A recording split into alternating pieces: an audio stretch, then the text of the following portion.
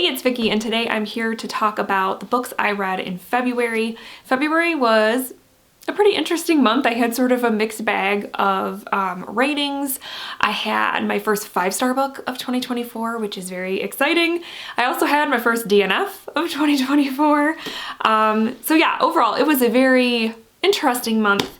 I read 5 books total, and 2 of them were print books, 1 of them was an ebook, and 2 of them were on audio. And like I said, I had 1 DNF, so let's get into it.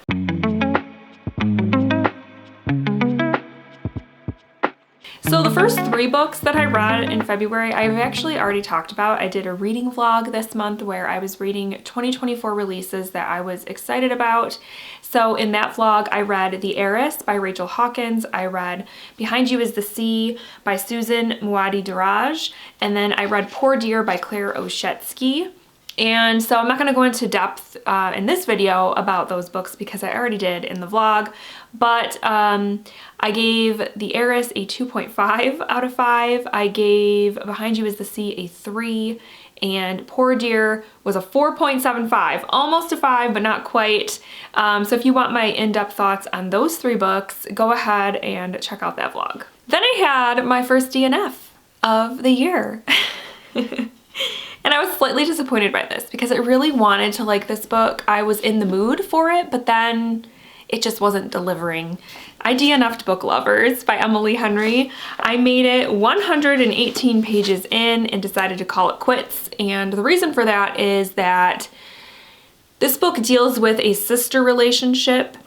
Our main character, Nora, is on a trip with her sister, Libby, and their relationship was annoying to me, and I don't know why.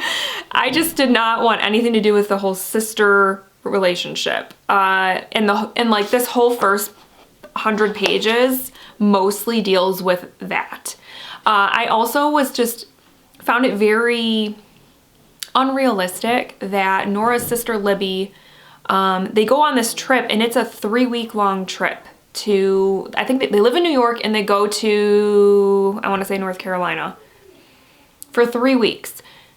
Libby is a mother of 2. She's got a 4-year-old, a 3-year-old, and she's like 5 or 6 months pregnant when she goes on this trip. And I'm like, you're just picking up and leaving for 3 weeks to go on a trip with your sister when you have little kids at home and you're pregnant. I just didn't feel like that was realistic personally.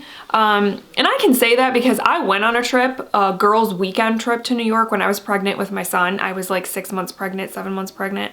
I was gone for 4 days and I was so sick, homesick. I missed my daughter so much. I wanted to go home on like day 2. So that this woman is, and that she's just gonna pick up and leave, and like oh, it's okay, my in-laws will watch the girls. My husband will take care of it. I'm like, 3 weeks is a long time to be gone for just a like girls trip when you have young children and are pregnant. Like I could not let that go. It was bugging me. And then, like I said, the sister relationship. So then I was kind of trying to wait and see, okay, when is the romance gonna start? Because maybe then I can focus on that and I'll enjoy that more. But I wasn't really caring about that either. So then I was like, okay, it's time to give it up. So yeah, I DNF'd after this. I'm not going to, shut out Emily Henry forever. I want to try one of her other books. I'm not sure which one, but I do want to try her again because I think in this case, it was just the characters in this book I just wasn't driving with. Then on my Kindle, I read a nonfiction book called Cultish, The Language of Fanaticism by Amanda Montell. And this is a nonfiction book about cults and how they use language to kind of draw people in and to keep people in and that. And it was interesting because in this book, she sort of breaks it up into different areas, I guess. She obviously dives into your more religious cults. She kind of does that first. So she talks about Jonestown. She talks about Heaven's Gate. She talks about Scientology and the ways in which those sorts of religious groups used language, and their leaders, of course, used language to to indoctrinate people. Then she kind of, though, goes into other things that you wouldn't necessarily, I think, would consider to be cults, or people kind of jokingly say are cults, but when you really think about it, they could potentially be. She talks about like MLMs, for instance, which I never really thought of, but they really could be seen as cultish because they do, again, use certain tactics to draw people into these basically pyramid schemes, let's call them what they are, by, you know, evading when people start to question, you know, the way the business works. They always have an answer for that. They always have an answer, like an answer that like anybody in the organization is going to say. And it's because they're taught to do that. But how they do those sorts of things to draw people in and then to sort of cover up what they're really doing, I guess you could say. She also talks about like certain fitness programs, how they really can gather a following, even though I think their intent is good. You know, they're trying to, you know, have people live better, healthier lives or whatnot. But the way that they do it can be seen as kind of cultish. And then she talks about social media and people, influencers on social media, and how they sort of do the same thing. They're very, oftentimes your influencers are very charismatic. They're very passionate about whatever it is that they're trying to influence you on, and that they use these specific phrases and terms to draw you in and get you to stay and get you to listen and get you to buy into whatever they're trying to tell you. And she talked a lot about, which the phrase that she used for that was thought terminating cliches. Every single one of these groups uses these. And what they basically are, they're just these like sayings that are basically used to stop people from trying to combat or question what's going on. And they're meant to sort of just end the conversation. Kind of like an example that she uses, how people will say things like, it was God's plan. Because it's like, how can you really, you can't really debate that. To, you know, it sort of ends the conversation when people say that. Or when people say, it is what it is. It's like, so that was brought up a lot too. And it was just overall very interesting. I think that, like I said, I really liked the way she organized the book, how it was broken up into those different sections. And yeah, I thought it was cool, very informative, and I gave it 4 out of 5 stars. Then I finished the month by having my 5-star read, and I absolutely loved this book, guys. I read The Love Songs of W.B. Du Bois by Honorée Fannin Jeffers, and I listened to this one on audio. It's quite a big book, almost 800 pages, and I enjoyed every second of this book. We are following when we meet her anyway, she is quite young. I want to say she's in like preschool age, but her name is Ailey, and you follow her through her life from that time until she's in like her mid-30s, and she's working on a doctorate degree. And her whole life, she sort of has this kind of duality to her life, because she lives in, they don't come out and say it, but I think she lives in the Detroit area for the majority of her days. But in the summers, she goes down to, I think it was in Georgia. I want to say it was Chickasetta, Georgia, I think is what it was. Yes, Chickasetta, Georgia, to spend time with her mother's family. And it's a very sort of rural, southern community. And so she sees these sort of 2 different worlds. So you're just following her as she grows up, goes through the normal, you know, teenage angsty phases, you know, sort of love and dating and relationships, and then college and all the things that you do in college, you know, kind of learning new ways to look at the world, meeting different people, experiencing different things. So the coming of age in this was top-notch, perfect. I absolutely loved it. I was surprised that the book spanned as long as it did, because usually with a book like this, it doesn't cover so much of a person's life. But in this case, we were with Ailey from the time she was about 4 years old until she was like 34 years old.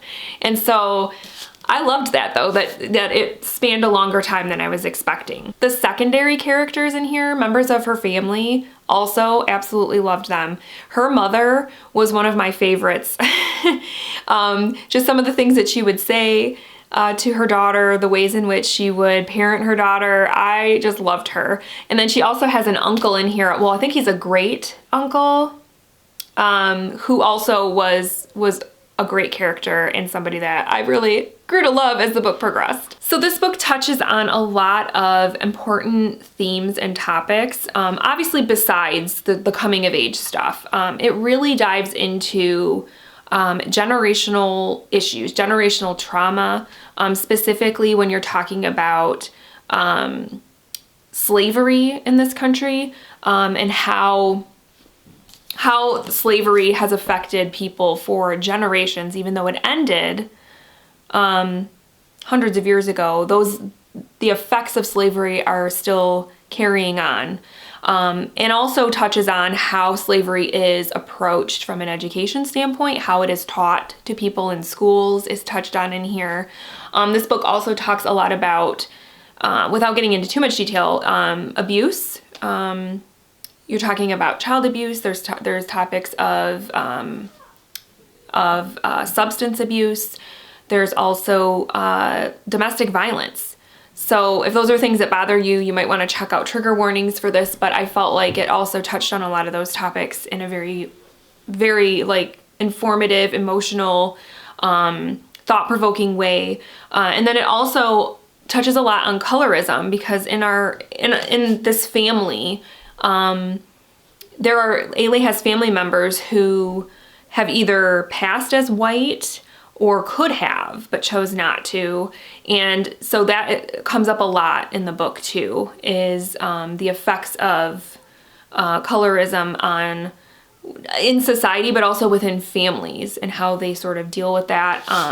So yeah, this, I also loved, the last thing I'll say I loved was just how it touched on education, because for like the probably like last chunk of the book, Ailey's in college and she is starting to really dive deep and learn about her ancestry and her family history.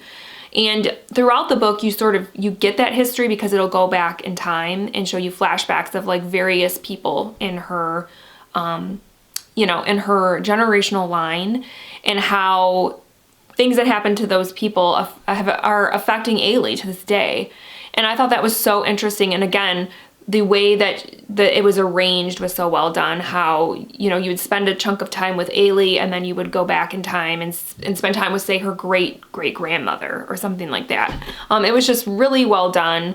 And just the effects of learning those sorts of things about your family, how it can explain a lot about who you are as a person. Overall, this book was just fantastic. I absolutely loved this.